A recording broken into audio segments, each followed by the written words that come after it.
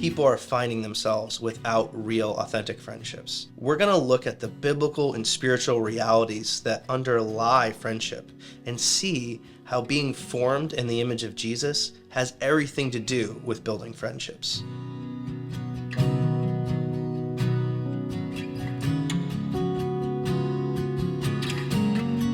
We have a friendship problem, but before we get to the problem, I want to tell you the solution. Well, it's more of a story. A few days ago, we got hit by a tornado. Our house is okay, everyone's safe, but our entire neighborhood got slammed by a pretty major storm, and it's literally a disaster area. But in the 5 days we were without power, we had friends show up for us. Friends with generators and meals and offers of come over to our house, take a shower, sleep, do your laundry. We have amazing friends. And in the midst of a disaster, we saw that as clear as day. And for that, my wife Jessica and I are very grateful. But not everybody has that. And so the problem isn't friendship. The problem is a lack of friendship.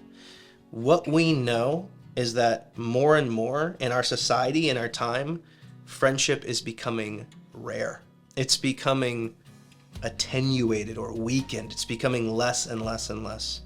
A few weeks ago, I announced on Instagram I was going to have a fire pit night in my backyard. I said, come guys, come hang out and we'll pray and we'll sing songs to God. I had people from around the country say, man, I wish I could hop on a flight tonight. I just so miss that. I so need that. People from California, people from Florida, people from the Northeast, people from here in Nashville. It is a universal need. And especially men in the church, more and more, it's an unmet need for them. Fire nights, chats, worship, prayer, just doing life together. So I want to talk about this problem that we have, this friendship problem. First, what are the claims of sociology? What do the studies and the statistics say?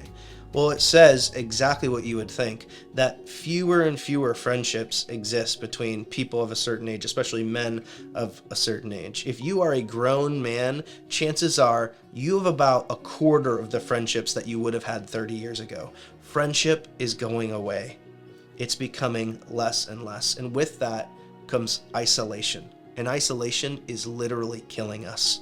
Anxiety, depression, suicidal thoughts, taking your own life, these are all things that come from isolation and from a lack of friendship. So sociology paints a dark picture of our need. Well, that's sociology. What about the claims of psychology? Well, Dr. Kurt Thompson, in his book, The Soul of Shame, paints the same kind of picture, just from the inside. This is what he says. Shame is the emotional weapon that evil uses to corrupt our relationships with God and each other, and disintegrate any and all vocational vision and creativity. Shame is a primary means to prevent us from using the gifts we have been given. So that's Kurt Thompson, who is a medical doctor, a psychiatrist, and an expert on interpersonal neurobiology. So what Dr. Thompson argues in his book is that there's a reinforcing cycle of isolation and shame. So our relationships have everything to do with this cycle. This is what he says. When we feel shame, we tend to turn away from others because the prospect of being seen or known by another carries the anticipation of shame being intensified or reactivated. So the hiding that we do, there's an old theology term for it in Latin. It's called the self incurvatus in se. What does that mean? It means curled or curved in on itself, that we turn inward in our shame, in our isolation, and it actually exacerbates the entire cycle. You see, sin comes from this shame, this hiding, this I don't know where God is, I'm going to pretend that he can't see me, and I'm going to hide from others and blame them, and I don't want to be in real relationships. Shame isolates us and destroys our relationships. We know what isolation does. It traps us, binds us, and ultimately it kills us, literally. Shame leads to isolation. Isolation leads to death. As humans, we need community. We need friendship. But it also paralyzes our creativity. This kind of isolation shame cycle, it kicks our vocation to the curb. It keeps us from having the courage to step into our callings, to do the creative work that we're called to do, all of us, whether that's writing or building or encouraging. Fear, anxiety, and depression have been clinically linked to this kind of shame isolation cycle. And not only are our vocations and relationships affected, our very brains, the structure of our brains is affected by isolation, by shame, by a lack of human friendships and relationships. This disintegration of the regions and functions of the brain happens over time. And this is what Dr. Thompson says. In their hiding, people become disconnected from each other and within their own minds, and the process tends to snowball, caught in a self-perpetuating loop. We become disintegrated.